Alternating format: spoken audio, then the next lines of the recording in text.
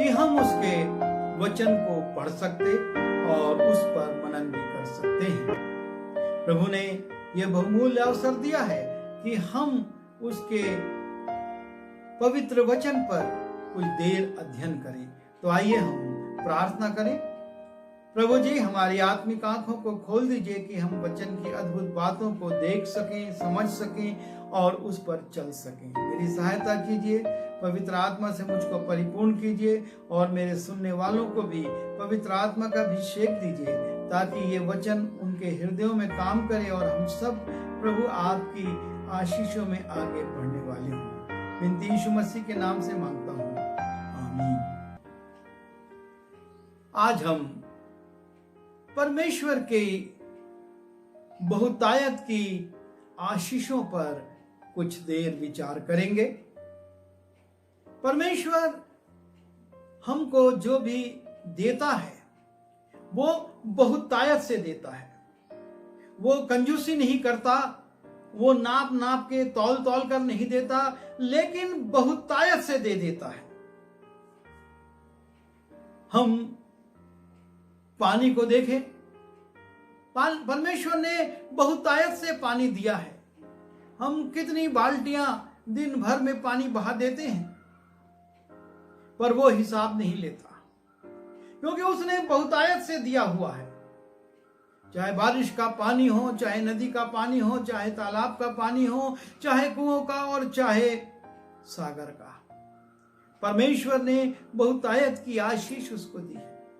Oxygen के विषय में जब मैं कुछ वर्षों पहले प्रचार करता था, बहुत से लोग ध्यान नहीं देते थे और मैं बताता था कि एक दिन का ऑक्सीजन का कितना खर्चा अस्पताल में आता है और हम कितनी ऑक्सीजन लेते हैं। पर इन दिनों में जबकि ये महामारी फैली, लोगों को ऑक्सीजन की कीमत समझ में आ गई कि कितना बहुतायत से परमेश्वर ने दिया, और वही जब हम संसार से लेते हैं तो किस कीमत पर लेते हैं। और वही स्थिति प्रकाश की है। उसने इस संसार को इतने प्रकाश से भर दिया है कि कई बार हमको गॉगल्स लगाना पड़ती हैं, हमको रोशनी ज्यादा लगती है। और उसके विरुद्ध में जब हम एक साधारण बल्ब घर में लगाते हैं और उससे रोशनी करना चाहते हैं तो हमको एक बड़ा बिल महीने के अंत पर देना पड़ता है। यह है परमेश्वर की बहुतायत की आशीषें जो कि उसने मनुष्य को दी हैं और मनुष्य के अधिकार में उसको कर दिया है। ना सिर्फ उसने वो आशीषें दी, लेकिन उसको उसके अधिकार में भी कर दिया। जब हम उत्पत्ति की पुस्तक उसके पहले अध्याय के 28वें और 29वें पद को देखते हैं, लिखा है, और परमेश्वर ने उनको आशीष दी। आदम और हव्वा को, या मनुष्य को बोले, इस आदम हव्वा का बनाना अलग से दिखा दिया गया है दूसरे अध्याय में, लेकिन जब वो रचना कर रहा था उस विवरण में मनुष्य की रचना को जब शॉर्ट में बताया गया है, तब लिखा है, और परमेश्वर ने उनको आशीष दी और उनसे कहा, फूलो फलो और पृथ्वी में भर जाओ और उसको अपने वश में कर लो। इस पृथ्वी को परमेश्वर ने कहा मनुष्य से कि तुम अपने वश में कर लो, जबकि पृथ्वी की कोई चीज मनुष्य ने नहीं बनाई। सब कुछ पहले से बन गया था और परमेश्वर ने उसको छठवें दिन बनाकर उसमें रख दिया और कहता है, और उसको अपने वश में कर लो और समुद्र की मछलियों तथा आकाश के पक्षियों और पृथ्वी पर रेंगने वाले सब जंतुओं पर अधिकार रखो। सारी चीजों को मनुष्य के हाथ में दे दिया कि तुम इन चीजों पर अधिकार रखो। और फिर परमेश्वर ने उनसे कहा, सुनो, जितने बीज वाले छोटे पेड़ सारी पृथ्वी के ऊपर हैं और जितने वृक्षों में बीज वाले फल होते हैं, वे सब मैं तुम्हें देता हूं, वे तुम्हारे भोजन के लिए हैं। और इस प्रकार से परमेश्वर ने सारी चीजों पर, चाहे वो वनस्पति हो और चाहे वो प्राणी हो, सब पर मनुष्य को अधिकार दे दिया। बहुतायत से परमेश्वर ने उसको दे दिया कि ये सब चीजें तुम्हारी अधीनता में मैं देता हूं, तुम लो और इसका इस्तेमाल करो। और उस मनुष्य ने उनका इस्तेमाल किया और परमेश्वर ने सब फल दिए थे, लेकिन एक फल के लिए उसने मना किया था कि तू उसको मत खाना। जब हम दूसरे अध्याय के 16वें पद में जाते हैं, तब यहोवा परमेश्वर ने आदम को यह आज्ञा दी कि तू वाटिका के सब वृक्षों का फल बिना खटके खा सकता है, पर भले या बुरे के ज्ञान का जो वृक्ष है उसका फल तू कभी ना खाना। परमेश्वर ने ये आज्ञा दी और उसका दंड भी बता दिया, पर परमेश्वर ने सारी पृथ्वी के फलों पर, सारे पृथ्वी के जीव जंतुओं पर, जलचरियों पर, पक्षियों पर, सब पर मनुष्य को अधिकार दे दिया। यह है परमेश्वर की बहुतायत की आशीष जो वो मनुष्यों को देता है। उसने एक प्लॉट नहीं दे दिया, एक टुकड़ा जमीन नहीं दे दी, लेकिन पूरी पृथ्वी मनुष्य के अधीनता में दे दी। उसने चंद पेड़ नहीं दिए, लेकिन पूरे फलों को दे दिया, प्राणियों को दे दिया, पक्षियों को दे दिया, जलचरियों को दे दिया कि तुम इस पर अधिकार रखो। और जब मनुष्य ने इस अधिकार को पाया, फिर से उसने अधिकार का दुरुपयोग किया और वो पापी हो गया और परमेश्वर ने उस पर दंड ला दिया और सारे प्राणियों को उसने बाढ़ से समाप्त कर दिया। ऐसी वर्षा हुई 40 दिन और 40 रात कि सारा संसार डूब गया और नूह और उसके परिवार को छोड़ सारे लोग मारे गए। उस जहाज में जो प्राणी थे और नूह जो 4 प्राणी थे, नूह और उसकी पत्नी और 3 बेटे 3 बहुएं, यही बच सके। और जब ये होने के बाद फिर से हम देखते हैं परमेश्वर इनको बहुतायत की आशीष देता है। जब हम उत्पत्ति उसके 9वें अध्याय में जाते हैं, फिर परमेश्वर ने नूह और उसके पुत्रों को आशीष दी और उनसे कहा, फूलो फलो और बढ़ो और पृथ्वी में भर जाओ, और तुम्हारा डर और भय पृथ्वी के सब पशुओं और आकाश के सब पक्षियों और भूमि पर के सब रेंगने वाले जंतुओं और समुद्र की सब मछलियों पर बना रहेगा। वे सब तुम्हारे वश में दिए जाते हैं। और इस प्रकार से फिर से परमेश्वर ने पूरा अधिकार मनुष्य को दे दिया कि इस पृथ्वी पर जो कुछ है, जितने भी जलचरी हैं, जितने भी थलचरी हैं, जितने भी पक्षी हैं, सब पर तुम्हारा भय रहेगा और वो तुमसे डरेंगे। और इस प्रकार परमेश्वर ने नूह को भी पूरा अधिकार दिया, लेकिन उनमें भी कमजोरी आई और मद्यपान हुआ और गलत बातें हुई। और इस प्रकार से हम देखते हैं कि मनुष्य उस कसौटी पर जो परमेश्वर की है खरा नहीं उतर पाया। पर परमेश्वर ने मनुष्य को नहीं छोड़ा और मनुष्य को वो बुद्धि ज्ञान देता रहा और वो चाहता रहा कि इनका विकास हो। और जैसा कि हम देखते हैं, सिविलाइजेशन, लोगों का घर बनाना, लोगों का नगर बसाना, लोगों का इकट्ठा रहना और अपने जीवन में उन्नति करना, परमेश्वर ने उनको इस प्रकार की बुद्धि दी। और लिखा है, जब हम उत्पत्ति उसके 11वें अध्याय में जाते हैं, वहां पर पहले पद से 14 पद में लिखा हुआ है, सारी पृथ्वी पर एक ही भाषा और एक ही बोली थी। उस समय लोग पूर्व की ओर चलते चलते शिनार देश में एक मैदान पाकर उसमें बस गए। तब वे आपस में कहने लगे कि आओ हम ईंटें बना के भली भांति आग में पकाएं। और उन्होंने पत्थर के स्थान में ईंट से और चूने के स्थान में मिट्टी के गारे से काम किया। फिर उन्होंने कहा, आओ हम एक नगर और एक गुम्मट बना लें, जिसकी चोटी आकाश से बातें करें। इस प्रकार से हम अपना नाम करें। वो कहते हैं कि अब हम ईंटें बनाएंगे और अच्छे घर बनाएंगे, मीनार बनाएंगे, जिसकी चोटी आकाश से बात करेगी, और इस प्रकार हम अपना नाम करेंगे। परमेश्वर जिसने बनाया, परमेश्वर जो उनको बल शक्ति देता है, परमेश्वर जो उनको बुद्धि देता है, उसका उल्लेख कहीं नहीं है। वो कहते हैं कि हम ईंटें बनाएंगे, गारा लेंगे, मकान बनाएंगे और यहाँ पर रहेंगे और एक बड़ी मीनार बनाकर उससे हम अपने नाम को स्थिर करेंगे कि सब लोग जाने कि अमुक अमुक व्यक्ति लोगों ने इस मीनार को बनाया जो इतनी ऊंची और इतनी बुलंद है।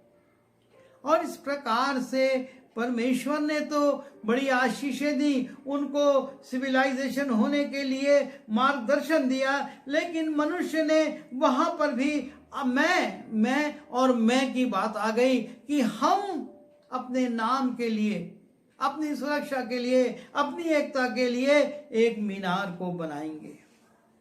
और उसके बाद हम आते हैं उत्पत्ति उसके 12वें अध्याय में, और वहां पर अब्राहम का उल्लेख है और परमेश्वर अब्राहम को भी बहुतायत की आशीष देने की बात करता है। यहोवा ने अब्राहम से कहा, अपने देश और अपनी जन्मभूमि और अपने पिता के घर को छोड़कर उस देश में चला जा जो मैं तुझे दिखाऊंगा, और मैं तुझसे एक बड़ी जाति बनाऊंगा और तुझे आशीष दूंगा और तेरा नाम बड़ा करूंगा और तू आशीष का मूल होगा। परमेश्वर अब्राहम से कहता है, तू आशीष का मूल होगा, सारी आशीषें तुझी में से निकलेंगी। और इस प्रकार परमेश्वर अब्राहम को बहुतायत की आशीष देता है कि अब बाकी आशीषें तुझ में से होकर लोगों तक पहुंचेंगी, तू आशीष का मूल होगा। और जब हम इसी 13वें अध्याय के 14वें और 17वें पद को देखते हैं तो वहां पर लिखा हुआ है कि जब लूत अब्राहम से अलग हो गया तब उसके पश्चात यहोवा ने अब्राहम से कहा, आंख उठाकर जिस स्थान पर तू है वहां से उत्तर दक्षिण पूरब पश्चिम चारों ओर दृष्टि कर, क्योंकि जितनी भूमि तुझे दिखाई देती है उस सब को मैं तुझे और तेरे वंश को युग युग के लिए दूंगा।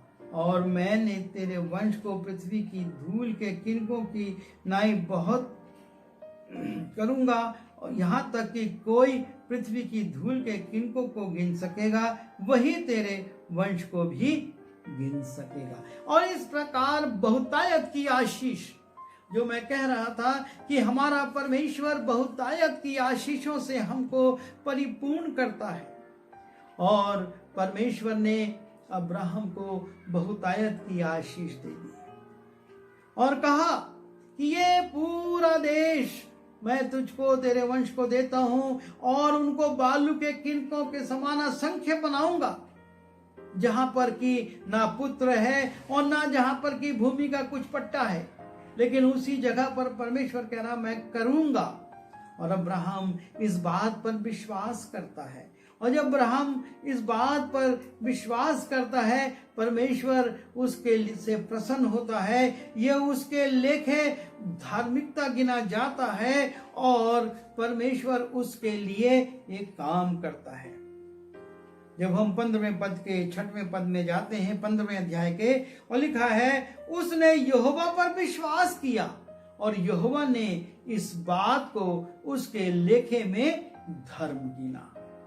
परमेश्वर ने अब्राहम की बात के विश्वास को देखा और उसकी इज्जत की। और उसके बाद हम जब बढ़ते हैं दाऊद को देखते हैं, दूसरा शामुएल 7, 8, 9 में और फिर 16वें पद में हम पाते हैं कि परमेश्वर ने शाऊल के से राज लेकर दाऊद को देने की योजना बनाई, जो कि भेड़ बकरियों को चराता था, लेकिन वहां से उठाकर परमेश्वर ने उसको अपनी भेड़ों को, अपनी प्रजा को दिया कि वो उनकी चरवाही करे। और 40 वर्ष तक दाऊद ने परमेश्वर की प्रजा की रखवाली की, उसकी चरवाही की। और उसी में उसका विचार आता कि मैं परमेश्वर के लिए भवन बनाऊं, तो परमेश्वर कहता है तू नहीं पर तेरा निज पुत्र बनवाएगा। और एक बड़ी आशीष, बहुतायत की आशीष कि तेरा वंश सदैव इस्राएल की यहूदा की गद्दी पर बैठा रहेगा, उससे वायदा कर दिया। यह है परमेश्वर की बहुतायत की आशीष। और उसके आगे जब हम जाते हैं, पहला राजा उसके 30 अध्याय के 11वें पद से 13वें पद में बुद्धि, धन और महिमा परमेश्वर शाऊल को देता है। जब परमेश्वर सुलेमान से प्रसन्न होता है और वो सुलेमान से पूछता है कि तू क्या चाहता है कि तेरे लिए किया जाए, और तब सुलेमान कहता है मुझको इतनी बड़ी प्रजा को देखने के लिए बुद्धि चाहिए, मुझको बुद्धि दे ताकि मैं इन बड़े कामों को, बड़ी प्रजा को देख सकूं। और परमेश्वर कहता है तूने धन दौलत महिमा नहीं मांगी, लेकिन तूने बुद्धि मांगी, और इसलिए मैं तुझको इतनी बुद्धि दूंगा कि संसार में तेरे बराबर कोई राजा नहीं होगा। बहुतायत की बुद्धि। और उसके बाद कहता है इसके साथ साथ मैं तुझको धन और महिमा भी दूंगा।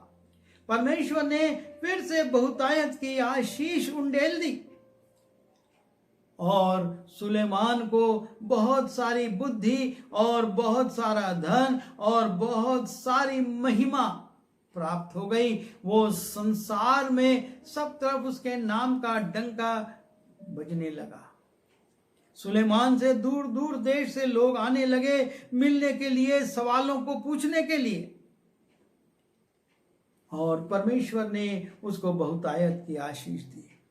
और तब हम नए नियम में आते हैं और नए नियम में देखते हैं कि हमारा यीशु मसीह भी हमेशा बहुतायत की आशीष की बात करता है और देता है।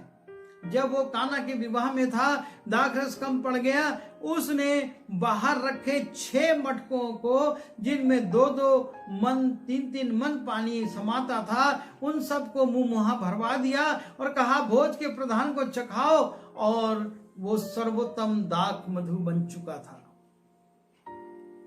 कैसे हुआ? क्योंकि प्रभु यीशु मसीह ने उन 6 मटकों में, जिनमें करीब 80 से 120 लीटर तक पानी आता था, उनको दाखरस में परिवर्तित कर दिया। उसने थोड़ा सा नहीं, लेकिन बहुतायत के साथ वो दाखरस बना दिया कि अब पिलाओ, कितना पिलाना है, बहुतायत से पिलाओ। हम आगे बढ़ते हैं। लिखा है, जब हम मत्ती रचित सुसमाचार उसके 14वें अध्याय में जाते हैं कि 5 रोटी और 2 मछली से प्रभु यीशु मसीह ने 5000 से अधिक लोगों को खिलाया, और साथ ही साथ 12 टोकरे रोटी उठाई गई। बहुतायत की आशीष उन रोटियों पर, उन 5 रोटियों पर आ गई, और 5000 पुरुष और स्त्री और बच्चे अलग, ये लोग तो तृप्त हुए, साथ ही साथ बची टोकरियों को रख दिया गया और वहां पर ये लगा दिया गया कि ये बहुतायत का है और इससे आने वाले दिनों में वो भोजन करेंगे। जब हम मत्ती 15:37 में 37 में जाते हैं, वहां पाते हैं कि 7 रोटी और कुछ मछली से प्रभु ने 4000 से बड़ी भीड़ को खिलाया, और खिलाने के बाद 7 टोकरे बच गए, क्योंकि उसने बहुतायत की आशीष मांगी थी। जब हम देखते हैं लूका रचित सुसमाचार उसके 5वें अध्याय के 5वें से 7वें पद में, वहां पर लिखा है कि रात भर मेहनत करने के बाद पतरस और उसके साथ जो काम कर रहे थे, एक मछली नहीं पकड़ पाए। और तब प्रभु यीशु मसीह उनके पास रहते हैं और प्रवचन करते हुए कहते हैं कि मुझको गहराई में ले चलो, अपनी नाव को गहराई में ले जाओ। और जब वो गहराई में जाते हैं, जाल डालते हैं, इतनी मछलियां आती हैं कि 2 नाव भर जाती हैं, और फिर भी वो डूबने की नौबत में आ जाती हैं। बहुतायत की आशीष मछलियों के रूप में आ गया। और यूहन्ना उसके 25वें अध्याय में, जबकि यीशु मसीह तट पर बैठा खड़ा हुआ है, और वो वहां पर, यूहन्ना उसका 21वां अध्याय, और वहां पर वो कहता है, हे बालकों, तुम्हारे पास खाने को कुछ है? वो कहते कुछ नहीं है। और तब यीशु मसीह कहते हैं अपने देहने जाल डालो, और वो जाल डालते हैं और इस बहुतायत से मछली पकड़ते हैं कि उनको समझ में नहीं आता, खींचा नहीं जाता और वो अचंभित हो जाते हैं, क्योंकि यीशु मसीह ने बहुतायत की आशीष उनको दी थी और 153 बड़ी मछलियां निकाली जाती हैं। छोटी मछलियों का कोई हिसाब नहीं है। यह है बहुतायत की आशीष। हमारा परमेश्वर, चाहे वो पुराना नियम हो और चाहे वो नया नियम हो, हर एक जगह पर हम पाते हैं कि वो बहुतायत की आशीष देता है। मनुष्य से वो कुछ अच्छी उत्तम वस्तु छिपाकर नहीं रख लेता, लेकिन बहुतायत से देता है। और यीशु मसीह ने यूहन्ना उसके 10वें अध्याय के 10वें पद में कहा, मैं इसलिए आया हूं कि तुम जीवन पाओ और बहुतायत का जीवन पाओ। हम तो जीवित हैं, अब और कौन सा, लेकिन वो अनंत जीवन, वो बहुतायत का जीवन प्रभु यीशु मसीह देने आया। और इसलिए हमको सावधान होना है। हम कौन सा जीवन जी रहे हैं जिसके कारण हमारे जीवन में बहुतायत की आशीष ना होकर नकारात्मक आशीषें हैं, नकारात्मक बातें हैं। हम उम्मीद ढेर की करते हैं, पाते थोड़ा सा है। क्या कारण है कि वो बहुतायत की आशीषें आज रुक गई हैं? आज लोगों में अभाव आ गया है, लोगों में समस्या आ गई है, पैसे की कमी आ गई है। क्या कारण है?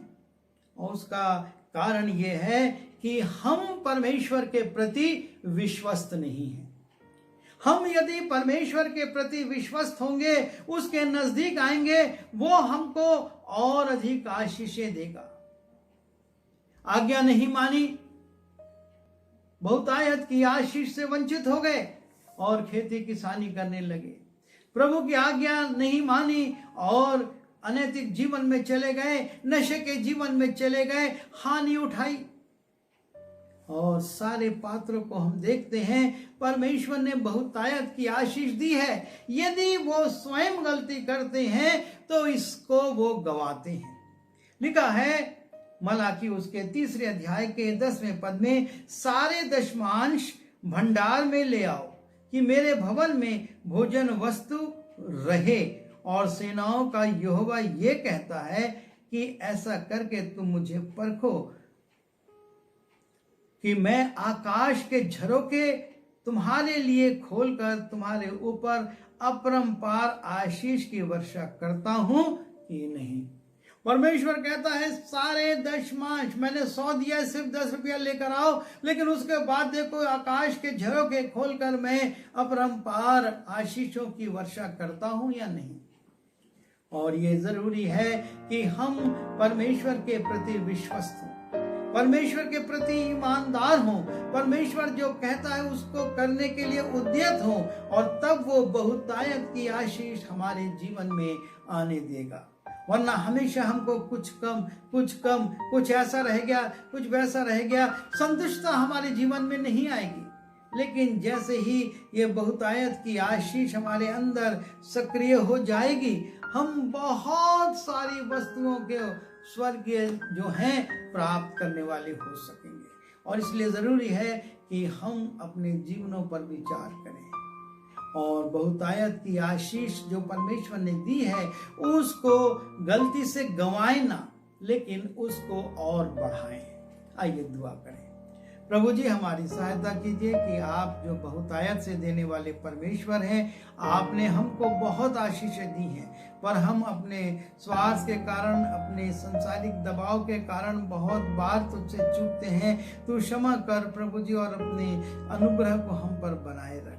हम सब बातों में तुझको धन्यवाद देते हैं और एक बार फिर इस बहुतायत की आशीष के लिए धन्यवाद देते हुए विनती यीशु मसीह के नाम से मांगते हैं, आमीन।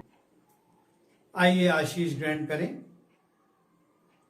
अब जो तुम्हें बहुतायत की आशीष में ले जा सकता है और हर एक वस्तु से भरपूर कर सकता है, उस अद्वैत परमेश्वर पिता का प्रेम, प्रभु यीशु मसीह का अनुग्रह और पवित्र आत्मा की सहभागिता इस संदेश को सुनने वाले प्रत्येक लोगों के साथ प्रभु यीशु मसीह के दूसरे आगमन तक बनी रहे, आमीन।